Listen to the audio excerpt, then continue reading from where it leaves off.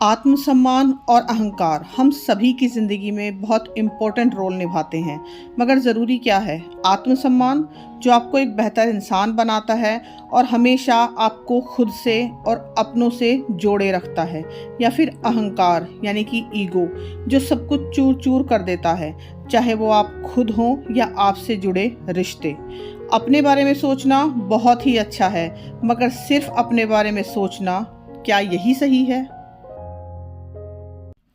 नमस्ते दोस्तों, स्वागत है आप सभी का बी रियल बी सिंपल की एक नई वीडियो में। और मैं उम्मीद करती हूँ कि आप सब अपने कल से आज बेहतर होंगे। तो आइए इस वीडियो की शुरुआत करते हैं।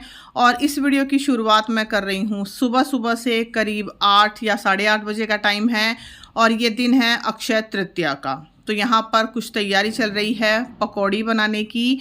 और अक्षय तृतीया के दिन हमारे यहाँ ऐसी कोई ख़ास पूजा या अलग से कोई भी हवन वगैरह नहीं किया जाता। एक सिंपल सा दिन है।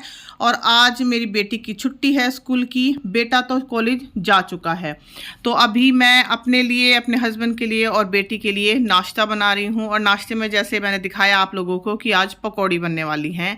एक्चुअली मेरा ही बहुत ज़्यादा मन कर रहा था आलू की पकौड़ी खाने का, लेकिन बेटी को आलू प्याज की पकौड़ी पसंद है, तो इसलिए बस मैंने वही तैयारी करके रखी है।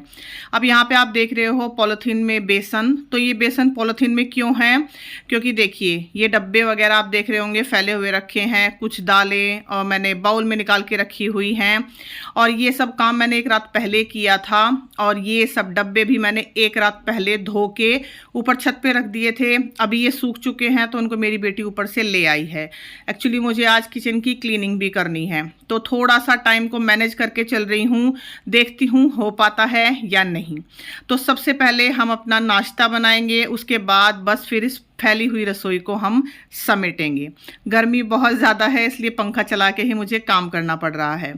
तो आलू की पकौड़ी बनाने के लिए बस मैंने बेसिक से आलू प्याज काटे हैं बारीक बारीक, और उसमें बिल्कुल बेसिक से मसाले नमक मिर्च हल्दी धनिया और हींग थोड़ा सा डाला है। अब मैं अपनी बेटी के लिए पकौड़ी बना रही हूँ और अपने लिए भी बनाऊंगी, लेकिन हरी मिर्च मैंने सिर्फ उसी बैटर में डाली हैं जिससे मेरे हस्बैंड को मुझे पकौड़ी बना के देनी है, क्योंकि मुझे भी हरी मिर्च पसंद नहीं है और मेरी बेटी को तो पसंद है ही नहीं। खैर अभी फ़िलहाल मैंने अपनी बेटी को दे दी है बना के, वो मेयोनीज से खा रही है, और हस्बैंड को दे दी है, वो भी खा रहे हैं। और आपने अभी देखा होगा कपड़ों का ढेर बेड पे, वो मुझे फोल्ड करने हैं क्योंकि वो 2 दिन पहले के धुले हुए कपड़े हैं। पूजा वगैरह मेरी हो चुकी है, सुबह की साफ़ सफाई सब डन हो चुकी थी। और ये है वो चावल जो मैंने सुबह अपने बेटे को बना के दिए थे, क्योंकि वो सुबह करीब 7:30 बजे निकल गया था। तो उसको ये वाले चावल बड़े पसंद आते हैं। सोयाबीन डाल के मैं बनाती हूँ, हालांकि एक भी सोयाबीन उसने छोड़ी नहीं है उसमें। तो बिल्कुल थोड़े से वो बच गए थे, तो मैंने सोचा कि मैं खा लूँगी। और यहाँ पर मैंने अपनी पकौड़ियाँ ले ली हैं और मैंने ली है साथ में दही। चाय नहीं ली है, हस्बैंड को मैंने चाय बना के दी है, लेकिन मेरा मन कर रहा था दही से पकौड़ी खाने का।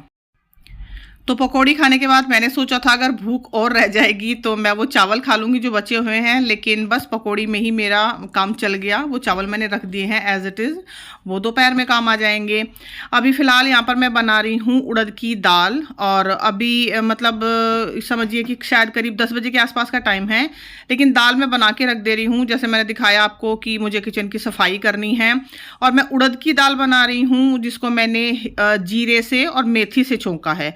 साथ ही सिंपल तड़का है प्याज का, टमाटर का। टमाटर के साथ मैंने 1-2 हरी मिर्चें भी इसमें ऐड की थी, इसीलिए लाल मिर्च बस मैंने ऐड करते करते रह गई, क्योंकि फिर बहुत ज़्यादा तेज मिर्ची हो जाएगी। और बेसिक से मसाले हैं नमक मिर्च हल्दी हींग सौंफ धनिया का पाउडर। बस यही बेसिक से मसाले होते हैं मेरे खाने में ज़्यादातर।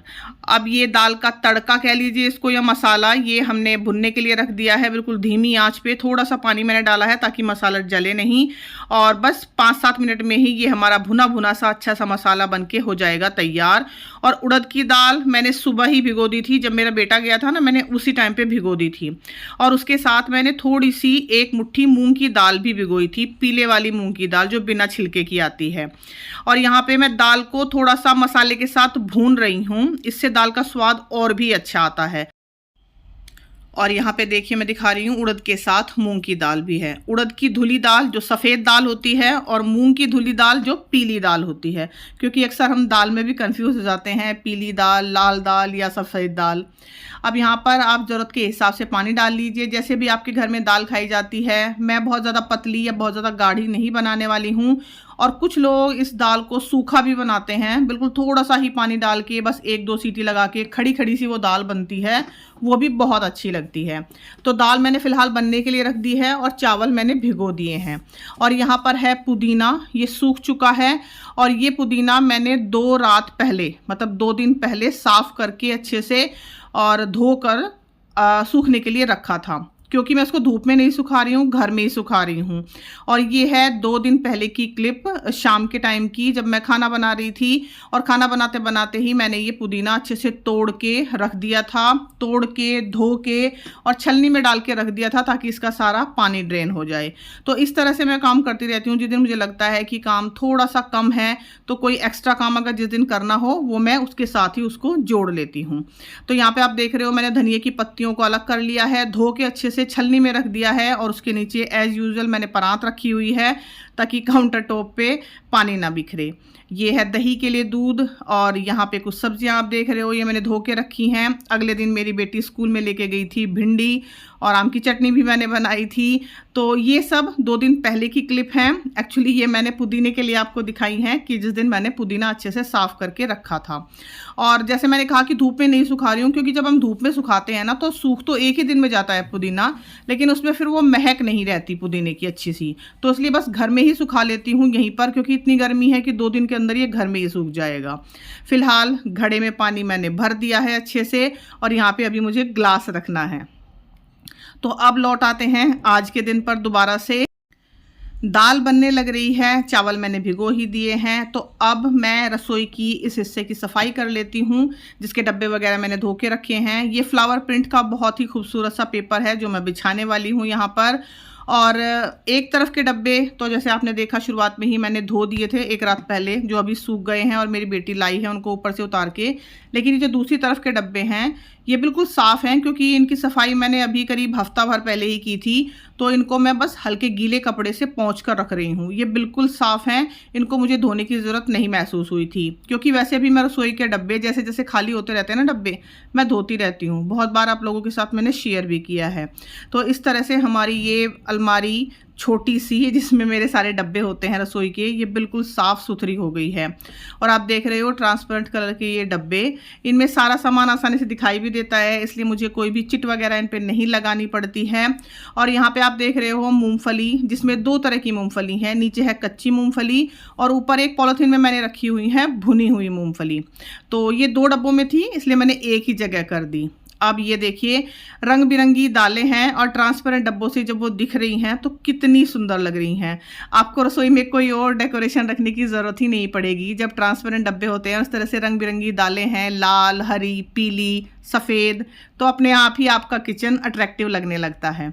तो ये सारे ही डब्बे मैंने रिसाइकिल किए हुए हैं, पहले भी बहुत बार बताया हुआ है मैंने। इनमें से कोई ही डब्बा ऐसा होगा शायद जो मैंने ख़रीदा है, लगभग सारे ही डब्बे मेरे रिसाइकिल किए हुए हैं। और कुछ डब्बे नए हैं, कुछ डब्बे तो बहुत बहुत बहुत पुराने हैं।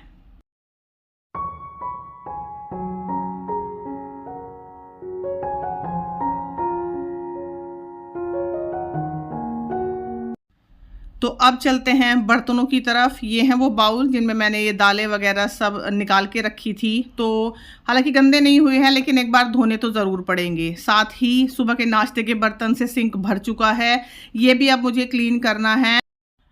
और बर्तन साफ़ करने का मेरा वही सिंपल सा फंडा है जो मैं हर बार शेयर करती हूँ। सबसे पहले सारे बर्तनों को धोकर सिंक से बाहर रखती हूँ। अगर किसी भी बर्तन में कुछ जूठन लगी हुई है, उसको धो के किसी एक बाउल में इकट्ठा कर लेती हूँ। हालांकि हमारे यहाँ कभी भी ऐसा नहीं होता कि किसी ने खाना छोड़ा है प्लेट में, कभी भी ऐसा नहीं होता, इसलिए मुझे जूठन वगैरह ऐसा कुछ इकट्ठा करना ही नहीं पड़ता। तो सारे बर्तनों को पहले सादे पानी से धो के मैंने बाहर रखा। उसके बाद आपने देखा मैंने अच्छे से सिंक को मांजा है और फिर एक एक करके बर्तनों को मांजते हुए मैं रख रही हूँ सिंक में। तो ये एक सिंपल सा तरीका है। मैं ये नहीं कह रही हूँ कि मैं आपको बर्तन साफ करना सिखा रही हूँ, ये सभी को आता है, सभी के घर में 2 से 3 बार बर्तन साफ होते ही हैं। लेकिन बस कुछ एक तरीका होता है कि पहले आप सब चीज़ों को साफ सुथरा कर लीजिए, उसके बाद फिर उनको मांजना शुरू कीजिए। तो सारे बर्तन मंज गए हैं, सिंक में चले गए। साथ ही ये जो टोकरा है जिसमें मैं बर्तन रखती हूँ, इसको भी एक बार गीले कपड़े से पोंछ लेती हूँ। हफ्ते में एक बार इसको मैं छत पे ले जाके साफ करती हूँ, क्योंकि ये काफ़ी बड़ा है, यहाँ सिंक में साफ हो नहीं पाता है। तो अभी इसको साफ करने की बारी तो नहीं आई थी, इसलिए मैंने हल्के गीले कपड़े से बस इसको पोंछ लिया। अब यहाँ पर मैं आपको बताना चाहूँगी कि बर्तन साफ़ करते हुए एक बात आप याद रखिए कि नीचे, सबसे नीचे जब आप टोकरे में बर्तन रखते हैं, आप वो वाले बर्तन रखिए जिनकी अभी फ़िलहाल आपको ज़रूरत नहीं पड़ने वाली है, और सबसे ऊपर आप वो वाले बर्तन रखिए जिनकी अभी आपको ज़रूरत पड़ेगी खाना खाने में या फिर चाय वगैरह बनाने में। तो इस तरह से मैं बर्तनों को धो के रखती हूँ। और आप देख रहे हो मैंने पानी का फ़्लो बिल्कुल कम कर लिया था, क्योंकि बहुत ज़्यादा पानी में बर्तन धोने से अच्छा है आप थोड़े थोड़े पानी में धो लो, इससे पानी की भी बचत हो जाएगी। हाँ, कभी कभी मैं भूल जाती हूँ, मैं भी तेज़ पानी में ही बर्तन धो लेती हूँ, लेकिन जब याद आता है तब ऐसा कर लेती हूँ।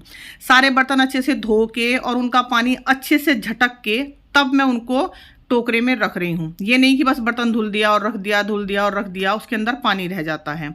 अब यहाँ पे देखिए ये 2 डिफरेंट साइज़ की कटोरी हैं। जब आप एक के अंदर एक बर्तन रखते हो ना, तो हमेशा ऐसा कीजिए कि एक बर्तन छोटा हो, एक हो बड़ा। अगर आप दोनों एक ही साइज़ के बर्तन रख दोगे तो उनके बीच में गीलापन रह जाएगा, क्योंकि हवा पास होगी ही नहीं। अब ये छोटी बड़ी कटोरियाँ हैं तो आसानी से इनके बीच में हवा भी पास हो जाएगी, और आपने एक के अंदर एक करके रख दिया, इसलिए आपको टोकरे में जगह भी कम लगेगी और बर्तन आपके अच्छे से सूख भी जाएंगे। ऐसे ही ये 2 बाउल आप देख रहे हो कि इनके बीच में काफ़ी गैप है, इसीलिए मैं इनको एक के अंदर एक करके रख रही हूँ, ताकि हमारे टोकरे में जगह भी बच जाए और हमारे बर्तन गीले भी ना रहें। ये जो सारी चम्मचें हैं इनको मैं धो के अच्छे से पहले किसी एक ग्लास में या ऐसे मग है जो मेरे पास उसमें रख देती हूँ।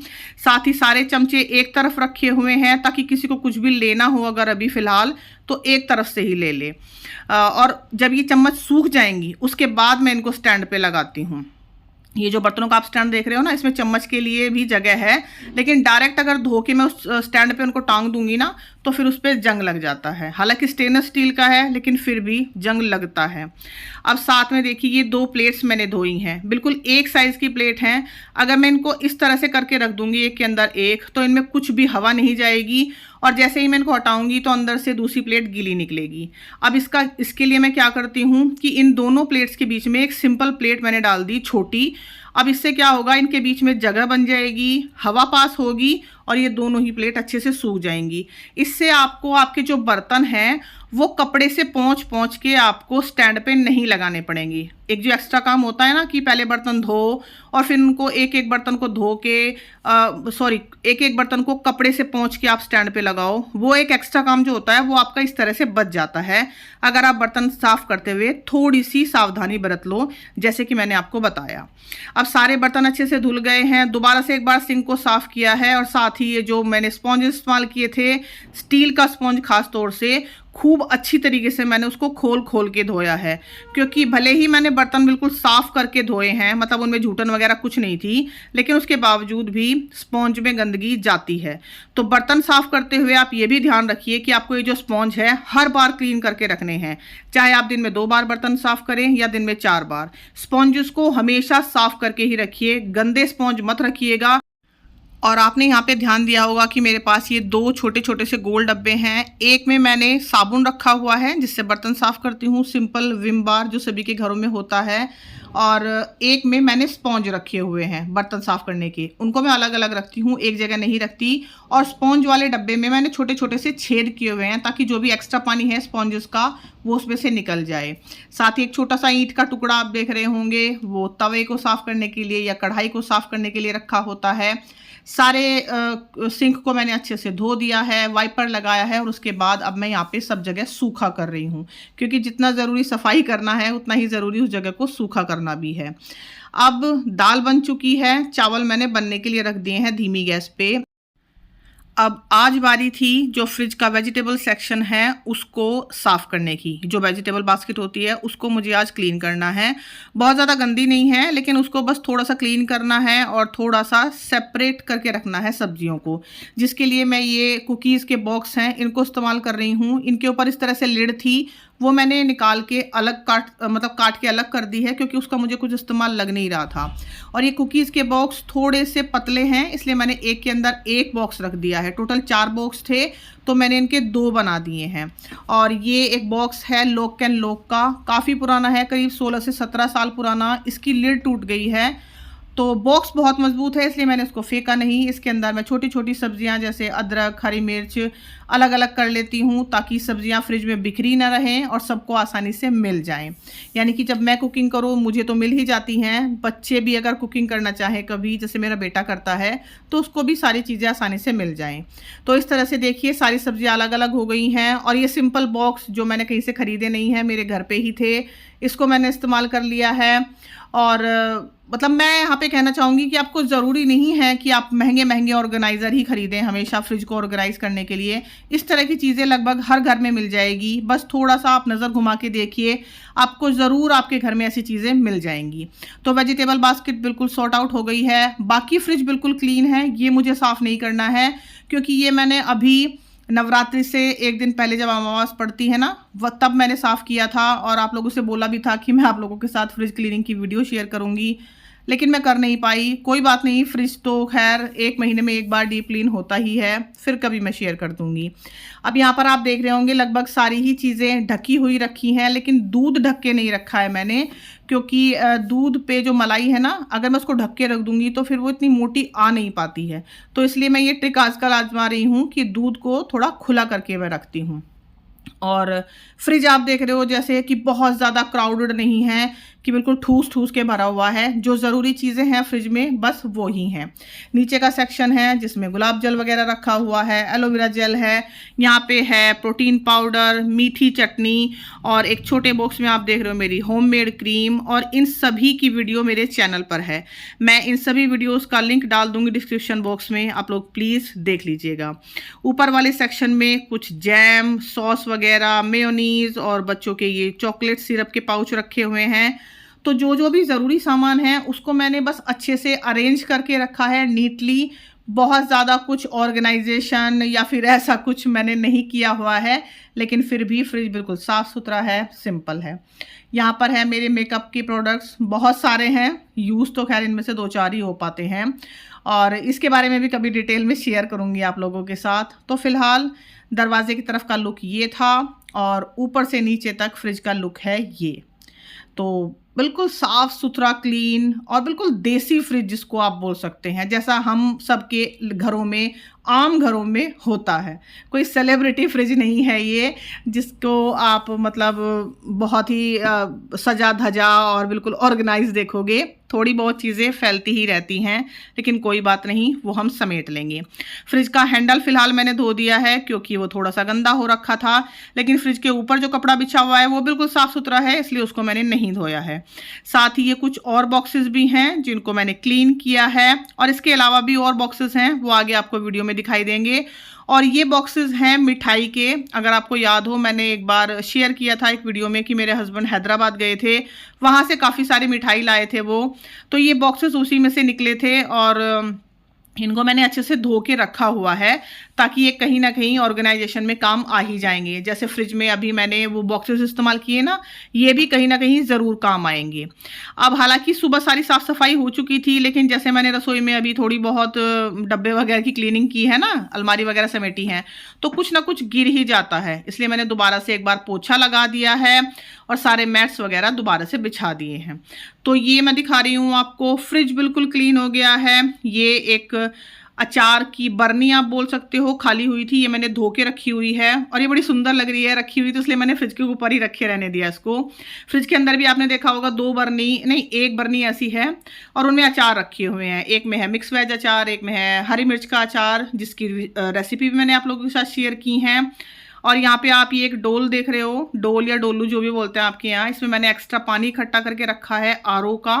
और ये देखिए, जब तक मैंने ये सारा काम किया ना, तब तक हमारी ये प्लेट्स बिल्कुल सूख गई हैं, जिनके बीच में मैंने एक बारीक वाली प्लेट डाली थी। और फिलहाल इधर का व्यू है, ये पुदीना हमारा एक दिन और लेगा सूखने में।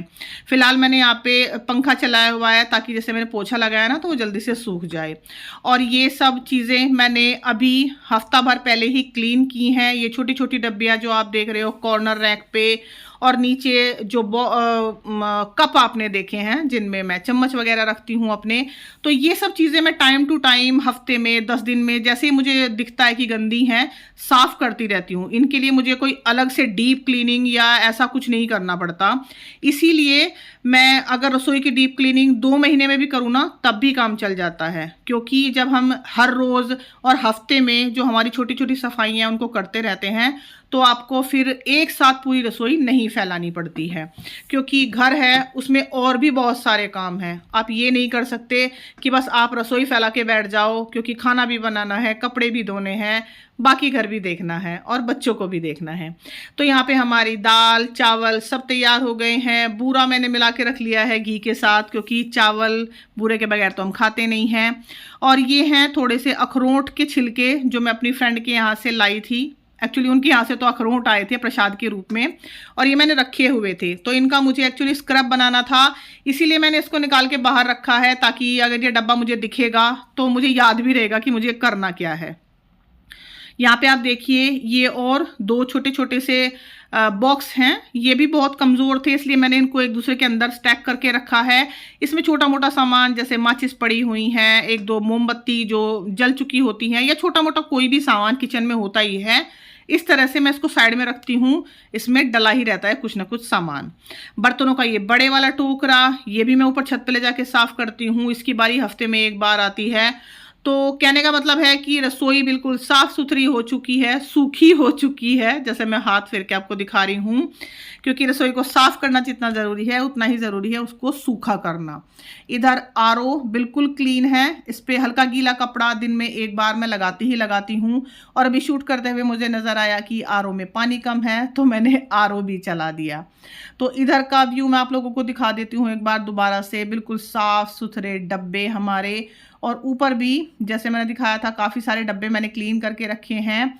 और ये हैं वो एक्स्ट्रा डब्बे प्लेट टाइप में जो मेरे हस्बैंड लेके आए थे मिठाई में, तो इनको सबको मैंने क्लीन करके रख दिया है। आई एम श्योर ये कहीं ना कहीं ज़रूर इस्तेमाल आएंगे, और जब मैं इनको इस्तेमाल करूँगी तो आप लोगों के साथ वीडियो भी शेयर करूँगी। एक ये बॉक्स है, स्टील का बॉक्स नहीं एक्चुअली डब्बा या टिफ़िन टाइप आप बोल सकते हो, काफ़ी बड़ा है। ये हमें एक जगह से मिला था, तो ये भी अभी मुझे समेट के रखना है, मतलब उठा के रखना है, किचन में तो नहीं रखूँगी खैर इसको। तो यहाँ पे हमारी किचन की क्लीनिंग पूरी होती है। इस दौरान मैंने खाना भी बना लिया, फ्रिज भी थोड़ा बहुत क्लीन कर लिया। और ये घर का एक ऐसा हिस्सा है कि अगर ये क्लीन हो जाए तो आपको लगता है कि आधा घर क्लीन हो चुका है। कौन कौन मेरी इस बात से सहमत है बताइएगा। अब आपको मैं बाकी घर का व्यू दे देती हूँ। बाकी घर भी समेटा हुआ है, लेकिन ये जो कपड़े हैं ये अभी तक फोल्ड नहीं हुए हैं। इनको फिर बाद में मेरे हस्बैंड ने और बेटी ने फोल्ड किया था, मतलब जैसा भी उनसे हो पाया। बस ये ढेर हट गया था यहाँ से, क्योंकि मैं एक के बाद एक छोटे छोटे कामों में लगी हुई थी, तो इसलिए ये कपड़े मैं नहीं समेट पाई थी। और यहाँ पे मैं दिखा देती हूँ आपको, ये एक बॉक्स आप देख रहे हो ब्राउन कलर का, ये मेरे हस्बैंड के नए चश्मे बने हैं।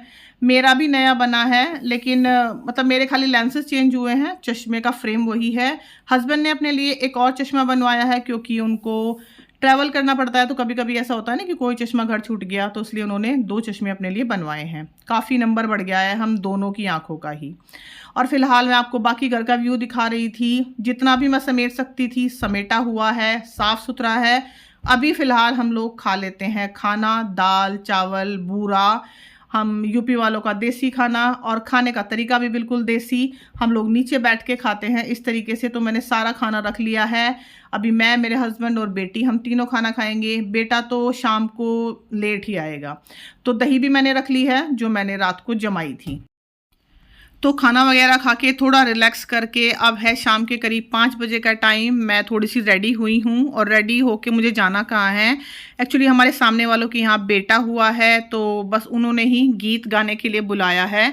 और जैसे मैंने कहा था कपड़ों की तह हस्बैंड ने और बेटी ने की थी, तो बस वही कर रहे हैं। वो पीछे छोटे कपड़ों की तह बेटी कर देगी, बड़े कपड़ों की तह हस्बैंड कर रहे हैं। मतलब जैसी भी उनसे होगी बस वो कपड़े एक तरफ समेट देंगे ताकि मेरा थोड़ा सा काम हल्का हो जाए। अभी उनके यहाँ से एक कटोरी में मिठाई आई थी, तो अभी कटोरी खाली वापस नहीं करती, इसलिए मैंने इसमें थोड़े से ड्राई फ्रूट्स रख लिए हैं। और बस हमारे घर के सामने ही ये घर है, ये हमारा घर और ये सामने वाला घर, यहीं पे मुझे जाना है, ज़्यादा दूर नहीं जाना। यहीं पे जाके हम लोगों ने थोड़े गीत वगैरह गाए। मुझे खैर आते नहीं हैं, लेकिन साथ में जब कोई गाता है तो मैं साथ में गा लेती हूँ। तो इनके यहाँ बेटा हुआ है और गीत गाए जा रहे हैं, तो बस इसी की मैंने ये आज एक वीडियो शूट की थी। यहाँ पे जाके एक आध क्लिप मैंने शूट की, बहुत ज़्यादा शूट मैंने नहीं किया, मुझे ठीक नहीं लगा। तो बस यहीं पर मैं इस वीडियो का एंड करना चाहूँगी। कैसी लगी आप लोगों को मेरी ये वीडियो, प्लीज़ मुझे कमेंट सेक्शन में बताइएगा। अगर अच्छी लगी हो तो मेरे चैनल को सब्सक्राइब ज़रूर कीजिएगा। Thank you so much for watching. मेरी वीडियोस को अपना टाइम देने के लिए आप लोगों का बहुत बहुत धन्यवाद। चलती हूँ, दोबारा मिलूँगी, तब तक अपना ढेर सारा ध्यान रखिएगा आप लोग। और हाँ, बाद में ये कुछ क्लिप्स मैंने ऐड की थी हमारे नए डबल बेड की, जो बन के आ चुका था एक हफ्ते पहले। क्लिप भी मैंने एक हफ्ते पहले ही शूट की थी, लेकिन अभी आप लोगों के साथ मैंने कुछ शेयर नहीं किया था। जैसे पिछली वीडियो अगर आपने देखी हो तो उससे आपको पता चल ही जाएगा कि मैंने कुछ भी ऐसा शूट किया नहीं था और कुछ भी शूट करने की हालत में मैं थी नहीं। तो ये बेड बड़ा अच्छा बन के आया है। बाकी इसका अरेंजमेंट भी हमने पूरा कर दिया है और इसकी जो भी डिटेल्स होंगी अच्छी तरह से वो मैं आप लोगों को अगली या उससे अगली वीडियो में ज़रूर दे दूँगी।